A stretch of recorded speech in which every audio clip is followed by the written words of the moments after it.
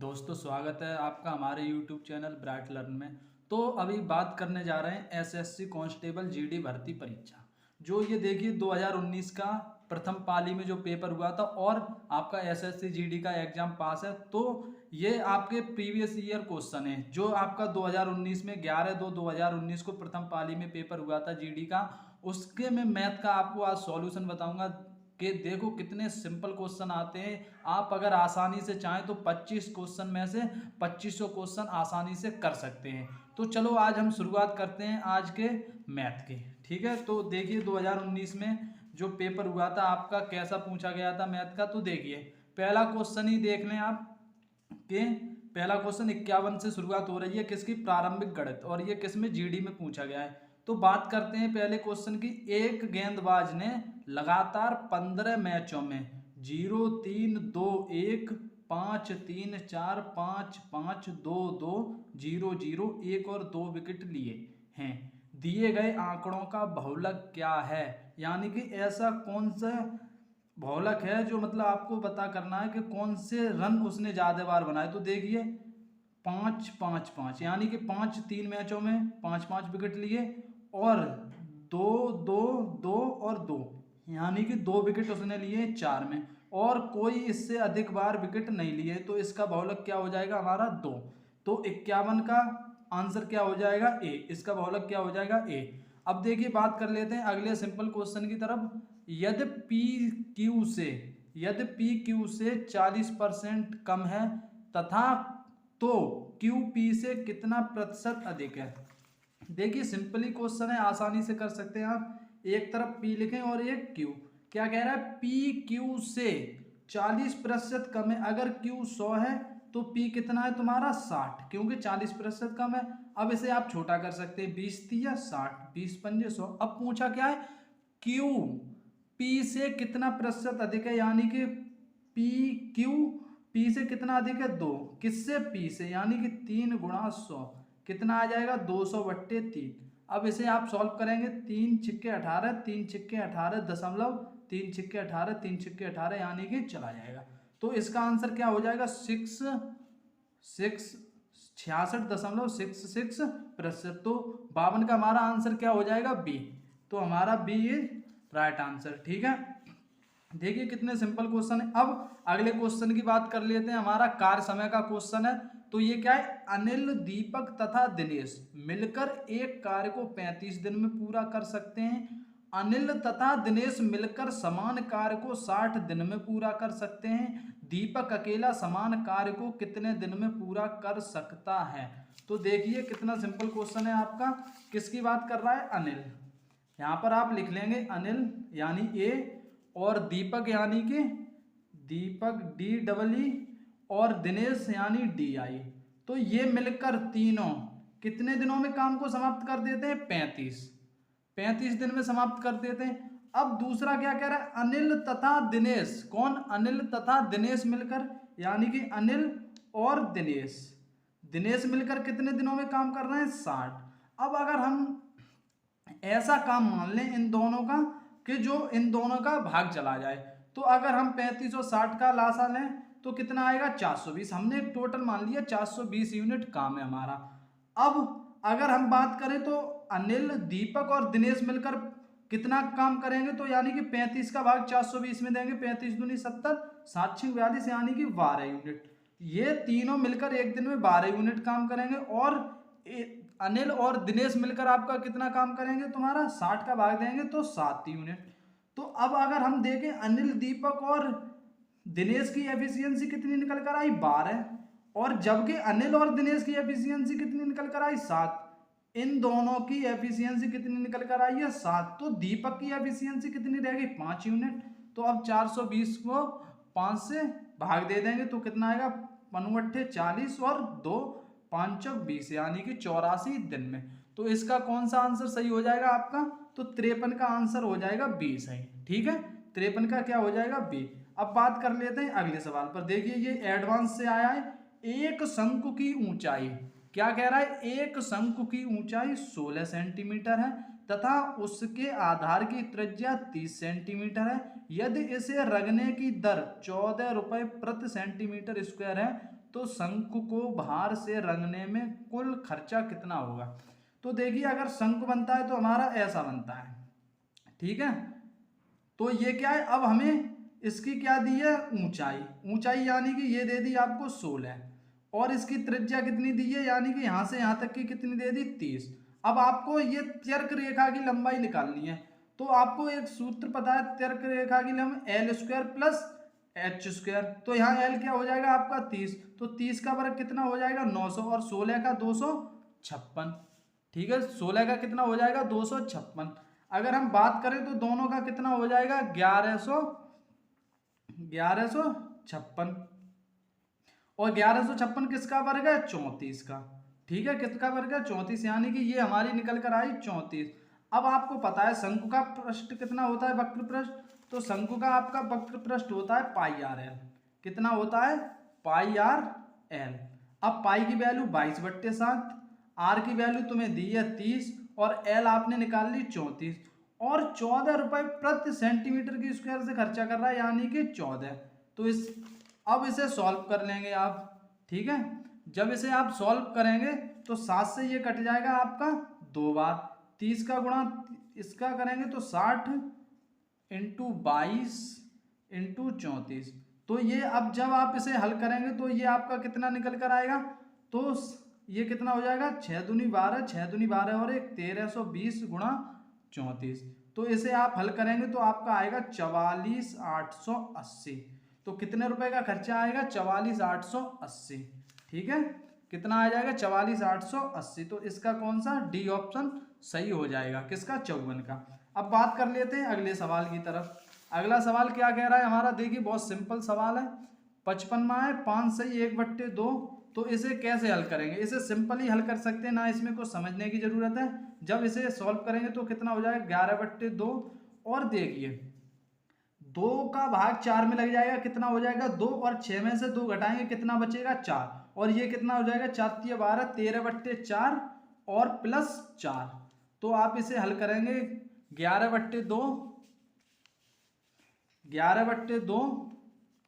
Minus 4 चौक 16 और 13 कितना हो जाएगा आपका 16 और 13 29/4 और इसका एलसीएम लेंगे 4, 2 से ये हो जाएगा 22 माइनस 29 कितना आ जाएगा -7/4। कितना आ जाएगा -7/4। कौन सा ऑप्शन सही है इसका बी, ठीक है। 55 का आंसर क्या हो जाएगा बी। अब देखिए बात करते हैं अगले सवाल की तरफ। 56वां सवाल क्या है हमारा, देखिए नीचे दिया गया रेखा चित्र एक कंपनी के 5 विभिन्न उत्पादों P1, P2, P3, P4 तथा P5 पर लाभ प्रस्तुत को दर्शाता है, ठीक है। अब देखिए ये P1 का 15%, P2 का 30 और P3 का किसी कंपनी के विभिन्न उत्पादों, यानी कि इसने पहले क्या किया होगा कंपनी में व्यय किया होगा, ठीक है। जब व्यय किया होगा तभी तो लाभ हुआ होगा। अब जबकि लाभ आपका प्रतिशत में, तो हमें व्यय कितना मानना पड़ेगा 100। किसी का भी व्यय लेने आपको कितना मानना पड़ेगा 100, ठीक है। व्यय आपको कितना मानना पड़ेगा 100, किसी का भी लेने व्यय कितना मानना पड़ेगा 100, चाहे P से 5 तक। अब सवाल में किसकी बात कर रहा है P3, उत्पाद P3 का राजस्व, यानी राजस्व का मतलब है इसने जो रुपया लगाया और रुपया लगाने के बाद जो लाभ प्राप्त किया, यानी कि कितना लाभ प्राप्त करता है 27%। तो 100 रुपए तो उसने व्यय किए और 27% उसने लाभ कमाया, तो टोटल कितना हो गया 127%। और 127% किसके बराबर है 38,100 किसके बराबर है आपका 38,100। तो 127 बराबर किस परसेंट बराबर किसके है 38,100। अब 1% बराबर क्या निकल कर आएगा आपका 1% बराबर निकल आएगा 27,381, 127,381 यानी कि 300। अब पूछा क्या है सवाल में, आपको देखना है P3 का व्यय, यानी कि व्यय का मतलब कितना 100, क्या पूछा है आपसे 100। तो 100% बराबर क्या हो जाएगा 300 गुणा 100। अब जब इसका गुणा करेंगे तो कितना हो जाएगा 4 0 इकाई दहाई सैकड़ा, यानी कि 30,000। कितना व्यय है उसका 30,000 रुपए की है, तब उसने आपका 8,100 लाभ प्राप्त किया। तो इसका आंसर क्या हो जाएगा तुम्हारा डी, क्या आंसर हो जाएगा आपका बी 56 का। अब बात करते हैं 57वें सवाल की तरफ। 57वां सवाल देखिए, बड़ा सिंपल ही है आपका। दो वस्तुओं का मूल्य क्रमशः 3:2 के अनुपात में है। पहली वस्तु का मूल्य 40% बढ़ाया गया जाता है तथा दूसरी वस्तु का मूल्य x% से घटाया जाता है। यदि दोनों वस्तुओं के मूल्य का नया अनुपात क्रमशः 7:3 है तो x का मान क्या है। अब देखिए, अगर अनुपात दे रहा है और प्रतिशत में वृद्धि करवा रहा है तो आपको एक काम करना है कि जो ये आपका 3 दिया है, 3:2 दिया है, अगर हम इसे अब प्रतिशत में तो आप 100 लगा सकते हैं, तो इसे 300 मान लें और इसे 200। अब जब इसे 40% बढ़ाया गया है तो 40% बढ़ाया जाएगा तो कितना हो जाएगा, कितना हो जाएगा, अब 4×12 यानी 120। 300 था, कितना हो गया 420। अब इसे x% घटाया गया तो x% घटाया गया यानी कि कितना 2x घटा दिया तो कितना रह गया 200 माइनस 2x, यानी 420/200 माइनस 2x। और ये अनुपात किसके बराबर है आपका 7:3, तो 7/3। अब 7 से ये काट देंगे आप 6 बार और 3 का गुणा हो जाएगा, यानी कि 200 माइनस 2x बराबर कितना 180, यानी -2x बराबर इसे तो कितना आएगा -20, यानी कि x की वैल्यू कितनी आ जाएगी तुम्हारी 10। x की वैल्यू कितनी आ जाएगी तुम्हारी 10, x की वैल्यू कितनी आ जाएगी 10। तो आपका 57 का क्या आंसर हो जाएगा डी। ठीक है, 57 का कौन सा सही हो जाएगा डी। अब देखिए आपका 58वां सवाल क्या है, अध्यापक के वजन को शामिल करने पर, अब ध्यान देना है आपको, शामिल करने पर 22 छात्रों के एक समूह का औसत वजन 1 किलोग्राम से बढ़ जाता है। यदि 22 छात्रों के समूह का आरंभिक औसत वजन कितना है 31 किलोग्राम था तो अध्यापक का वजन, तो आपको कुछ नहीं करना, यहाँ पर देखिए अध्यापक यानी कि कितने छात्र हैं 22, कितने छात्र हैं 22, और क्या है इनका औसत वजन कितना था 31, यानी कि 22 × 31, और अध्यापक का वजन हमें मालूम नहीं है तो x बट्टे, अगर 22 छात्र थे अध्यापक को शामिल कर लिया तो कितनी हो गई संख्या टोटल 23, और ऐसा करने पर 1 किलोग्राम बढ़ गया, यानी कि 31 था, कितना हो गया 32। अब जब इसे सॉल्व करेंगे तो क्या निकल कर आएगा 32 × 23, यानी कि 23 दूनी कितना हो जाएगा आपका 46, 46 का 6 यहाँ से लगेगा 4, और 23 दिया कितना हो जाएगा 69 और 4 73, यानी कि 736, और ये घटा देना है आपको, 31 दूनी कितना हो जाएगा आपका 62। ठीक है, और 31 दूनी 62 और 6 कितना हो जाएगा 68। जब इसे घटाएंगे तो 4 बचा और 13 में से 8 गए 5, यानी कि अध्यापक का वजन कितना निकल के आएगा 54। ठीक है, तो इसका कौन सा ऑप्शन 58 का डी आंसर सही हो जाएगा। अब बात करते हैं, देखिए एक और अनुपात का सवाल है यहाँ पर 59वां। ठीक है, 59 का एक थैले में 1 रुपये, एक थैले में 1 रुपये, 2 रुपये तथा 5 रुपये के मूल्य वर्ग के रूप में 420 रुपये हैं। 1 रुपये, 2 रुपये तथा 5 रुपये के सिक्कों की संख्या 8:1 अनुपात में है, तो थैले में 5 रुपये के कितने सिक्के हैं। अब देखिए कितने रुपए की बात कर रहा है 1 रुपये, तो यहाँ पे लिखना है आपको 1 रुपये, और दूसरे की कितनी बात कर रहा है 2 रुपये, यानी ये रुपये 1 रुपये, 2 रुपये और 5 रुपये, इनका अनुपात ध्यान देना है आपको कितना है 8, यानी कि 8x, कितना है 1x और कितना है 5x। अगर हम इन मूल्यों का योग कितना दिया है 420, तो ये 8x प्लस 2x और प्लस 25x, ये किसके बराबर है 420। जब इसे ऐड करेंगे हम 25 और 2 27 और 8 35x बराबर कितने हैं 420, 7 पन्ना 35 7 छिंग 42, यानी x की वैल्यू कितनी निकल कर आई 12। अब आपसे पूछा क्या गया है सवाल में, थैले में 5 रुपए के कितने सिक्के हैं, x की वैल्यू 5 और सिक्कों का अनुपात कितना है 5 है, x बराबर 12 तो 5x बराबर कितना हो जाएगा 60, कितना हो जाएगा 60, तो ऑप्शन कौन सा सही हो जाएगा सी। अब बात करते हैं अगले सवाल की तरफ। अब देखिए मनीष ने 225 रुपये प्रति किताब की दर से किताबें खरीदी और 162 रुपये प्रति किताब की दर से उन्हें बेच दिए, यानी खरीदा 225 का, बेच दिया 162, यानी कि इसे क्या हो रहा है हानि। तो 7 किताबें बेचने पर हानि क्या होगी। अब देखिए बिल्कुल ही सिंपल सवाल है, 225 और 162 का डिफरेंस कितना हो जाएगा 3 और 12 6 गए 63। अब एक किताब को अगर बेचता है तो उसे 63 का नुकसान होता है, तो 7 किताबों को बेचेगा, कितना होगा आपका 7 × 21 7 × 42 और 2 44, यानी कि 441। तो एक आपका 60 का आंसर क्या हो जाएगा ए। ठीक है, अब 61वें सवाल की बात कर लेते हैं। 61वां क्या है, एक राशि साधारण ब्याज पर 5 वर्षों में 10,650 रुपए तथा 6 वर्षों में 11,076 रुपए हो जाती है, तो राशि क्या है। अब आपको इसमें क्या देना है, मिश्रधन दे रखा है, ठीक है। तो अब आपको ध्यान देना है कि कोई राशि है 5 वर्षों में कितनी हो रही है, 6 वर्षों में आपकी हो जाती है 11,076, और आपकी 5 वर्षों में कितनी हो जाती है 10,650।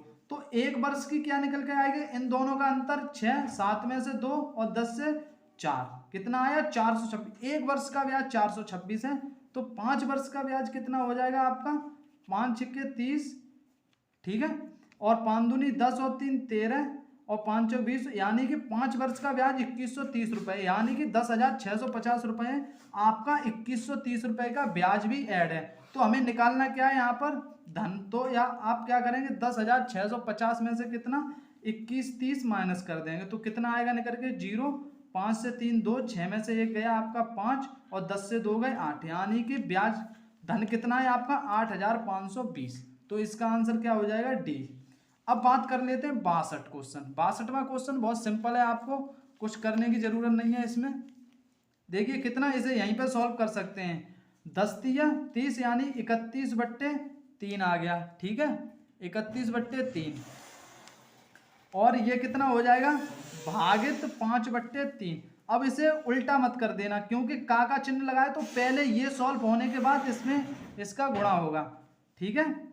तो का चिन्ह लगा रहने दें, और 10 से 1 घटाएंगे तो आपका कितना बचेगा 9, यानी कि 9 सही और 14 में भाग लग रहा है 3 का, 9 सही 10 सही 14, 9 सही 14/3, यानी कि कितना हो जाएगा 9 तिया 27 और 14 41, यानी 31/3 भागित 5/3, और मल्टीपल कितना हो जाएगा 41/3, ठीक है। जब इसका मल्टीपल करेंगे कितना हो जाएगा 31/3, और इसे भाग की जगह गुणा का चिन्ह करेंगे तो ये पलट जाएगा, यानी कि 3 × 3/5 × 41, 3 से 3 कट जाएगा, तो इसमें करेंगे कितना आ जाएगा आपका 93, और इसका 5 में करेंगे 5 एकम 20, 5 चौक 20, 93/205। तो इसका कौन सा आंसर सही हो जाएगा 62 का बी, ठीक है। अब बात करते हैं अगले क्वेश्चन।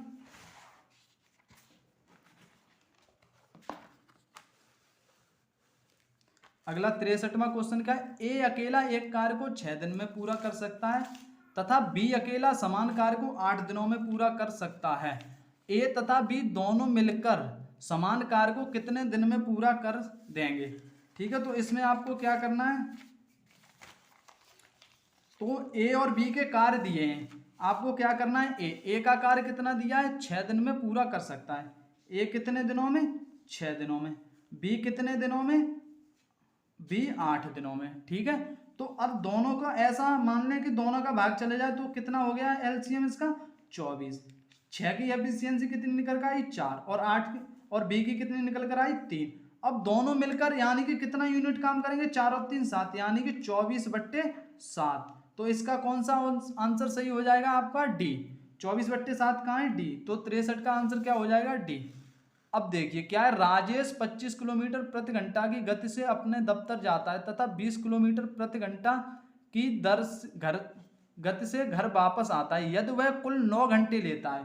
तो आपको इसमें ध्यान देना है, एक फॉर्मूला है आपका S बराबर D/T, यानी कि समय बराबर दूरी बट्टे। अब दूरी हम अगर घर से दफ्तर तक की दूरी मान लें x, ठीक है, दूरी कितनी मान लें x, तो क्या हो जाएगा x/25 प्लस x/20, और ये किसके बराबर है 9। जब इसे सॉल्व करेंगे तो एलसीएम कितना 100, ये आ जाएगा 4x और ये आ जाएगा 5x बराबर 9। तो 5 और 4 9 से 9 कट जाएगा, x की वैल्यू कितनी आएगी 100, यानी कि कितनी दूरी है आपकी 100। तो इसका कौन सा ऑप्शन सही हो जाएगा सी, 64 का सी। अब देखिए आपका दंडारेख से सवाल है, नीचे दिए गए बार चार्ट में 7 विभिन्न मिठाइयों S1, S2, S3, S4, S5, S6 तथा S7 में उपयोग हुई चीनी की मात्रा को मिठाई के कुल वजन के प्रतिशत के रूप में दर्शाया गया है। अब देखिए किसमें, चीनी की मात्रा को मिठाई के कुल वजन के प्रतिशत में दर्शाया गया है, यानी कि अब S4 का कुल वजन 150 किलोग्राम है, तो इसमें कुछ चीनी होगी, ठीक है, तो आपको कैसे निकालना है, देखिए अब S4 की बात कर रहा है, कुल वजन यानी कि 18% चीनी है। अब हम अगर मान लें इसको 100, ठीक है, और इसमें कितनी है 18% चीनी है, तो टोटल वजन कितना हो जाएगा आपका 118%। और ये S4 की बात चल रही है, तो S4 का कुल वजन कितना दिया है 150, यानी कि 118% बराबर 150। अब पूछा क्या है इसमें, आपका पूछा है मिठाई S4 में प्रयुक्त चीनी की मात्रा, यानी कि आपको 18% निकालना है। तो 150 गुणा 18/100, यानी कि 5×3 = 15 और 5×2 = 10, यानी कि 2×18। तो इसकी मात्रा कितनी निकल कर आई 9×3 = 27 kg, ठीक है। कुल वजन कितना दिया है 150 किलोग्राम, यानी कि 100 किसके बराबर है आपका, ये 100 होगा। 100 किसके बराबर है 150, 18% चीनी है, 100 टोटल वजन है और उसमें 18% क्या है चीनी, तो ठीक है। और कुल मात्रा कितनी दी है, यानी कि 100% बराबर किसके है 150, ठीक है। तो इसका कितना वजन निकल कर आएगा 27 kg, तो इसका कौन सा हो जाएगा सी। अब बात कर लेते हैं अगले, एक वर्ग के विकर्ण की लंबाई 10√2 है सेंटीमीटर है, तो वर्ग का क्षेत्रफल, तो आपको पहले पता होना चाहिए वर्ग का विकर्ण बराबर क्या होता है a√2। a√2 बराबर कितना है आपका 10√2, कितना है 10√2, √2 से √2 कट गया, a बराबर कितना निकल कर आया 10, भुजा निकल कर आई 10, तो क्षेत्रफल कितना हो जाएगा 100, क्यों क्षेत्रफल कितना होता है a², ठीक है। अब बात करते हैं अगले सवाल, नीचे दिए गए रेखा चित्र में 5 लगातार वर्षों y1 y2 y3 y4 तथा y5 के लिए एक देश के लिए आयात से निर्यात, अब आपको ध्यान देना है आयात से निर्यात के अनुपात को दर्शाता है, ठीक है। यदि वर्ष y3, अब आप इन सबको भूल जाएं, y3 की बात चल रही है, यानी कि 1.10, ठीक है 1.10, यानी कि इसे हटाएंगे तो बट्टे में कितना आ जाएगा 100, ठीक है। तो 0 से 0, यानी कि कितना निकल कर आया आपके पास 11/10। अब क्या दे रहा है y3 के लिए निर्यात 35,000 करोड़ रुपए है। अब इसमें अनुपात किसका दे रहा है आपका आयात से निर्यात, यानी कि आपका 11 क्या है आयात और निर्यात क्या है 10, यानी कि 10 बराबर किसके है आपका 35,000 करोड़, यानी ये 10 नहीं है, कितना है 35,000 करोड़। तो आपको क्या निकालना है 11, अब इसमें 11 का आपको मल्टीपल करना है, ठीक है। तो 11 से जब मल्टीपल करेंगे तो कितना आएगा 11×5 = 55, 2 0 लगेंगे ही, और 11×3 = 33 और 5 = 38, यानी कि 38,500। तो इसका कौन सा ऑप्शन हो जाएगा सी 67 का ए।